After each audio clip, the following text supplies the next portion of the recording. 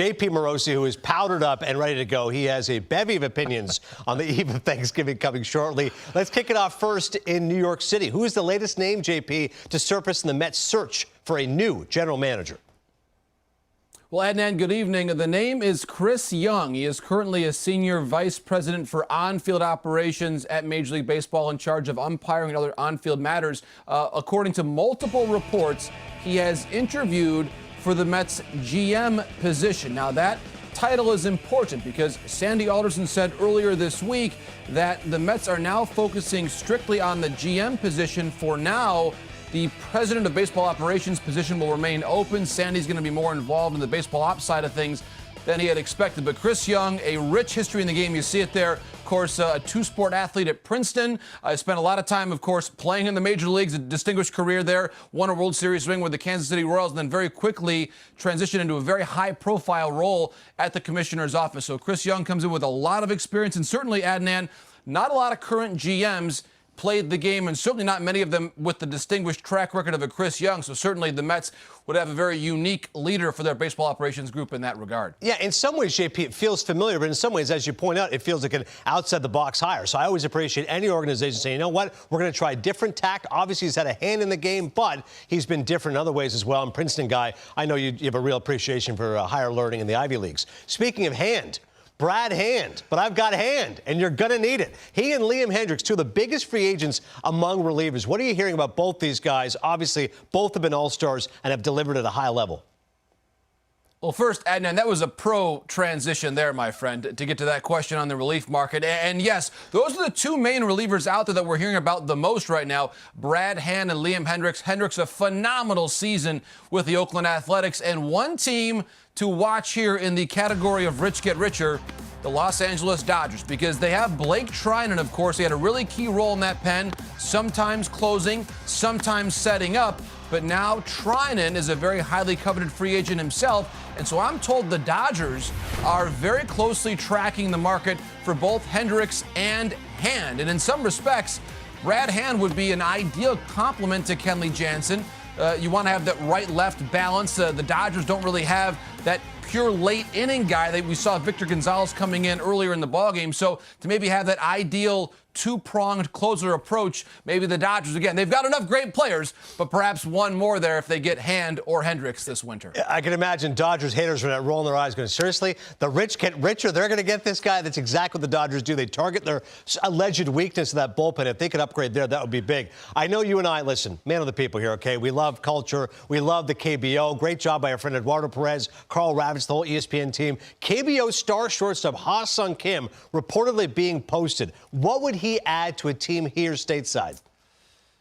Was a very intriguing player, and I actually saw him play a year ago in the Premier 12. Had a big home run in the final game against Japan at the Tokyo Dome in front of 55,000. Incredible atmosphere that night. So he is someone who shines in the big moment. Here we see that play, in fact, off of Shun Yamaguchi, by the way, who, of course, now pitches for the Toronto Blue Jays. So he had a great performance that night, and I'm told your hometown, Toronto Blue Jays, have been watching him for a long time, the last several years, and a team that certainly want to find a way to upgrade their defense. Certainly on both sides of the ball, he'd make an impact. But for a club that's trying to figure out where does Bo Bichette play? Is he maybe a second baseman? Where does Vladimir Guerrero Jr. play after Vladdy has lost some weight? I was told, again, of the teams that are looking at him the most closely, Ha-Sung Kim could become eventually a Toronto Blue Jay. Well, I've already got the Blue Jays getting Power and Real Muto, so Ha-Sung Kim, come on down. Sounds great. Run prevention, the name of the game right now for the Jays. And the question I've always wanted to ask as a broadcaster, what do you make of the sword celebration after the Korean series? We're not talking about Braveheart or Gladiator, but yes, baseball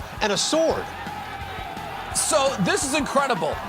There is no actual trophy handed out to the winner of the KBO. This, according to my friend Ji-Ho Yu, writing for the Yonhap News in Korea, that is the execution sword from a video game called Lineage. Now, Lineage is produced by NC Soft, the company that, yes, owns the NC Dinos, the club that won the championship. So again, I never thought we would see an execution sword as the trophy for a championship. But I got to tell you, Adnan, that fit. That was a pretty cool ceremony there. Execution sword for the NC Dinos. The Executioner's song, Excalibur now for a new generation. I love it.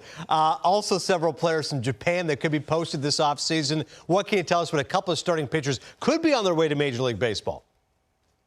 Yes, Tomoyuki Sugano is the big name here now that the Japan series is over, Adnan, and he is someone who is regarded maybe in that tier right below Trevor Bauer in terms of players available. I was told, in fact, just tonight that we're expecting to see the Yomiuri Giants, based there in Tokyo, posting Sugano in the next couple weeks. So he is someone who's been up there in the Sawamura Award candidacy for the top pitcher in Japan.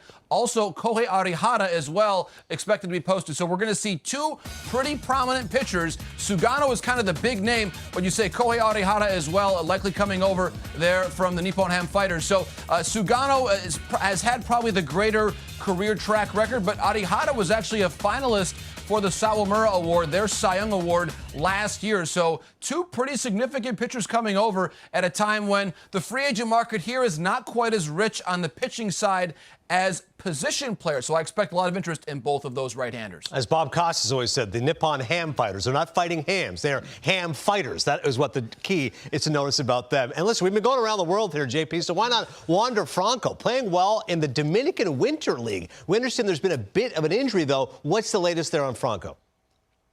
Yes, and he's been playing for Escogido there in the capital of the Dominican Republic there, Santo Domingo. But I was told actually just tonight he's missed the last several days with an arm injury. But you're right about the way he had played previous to that.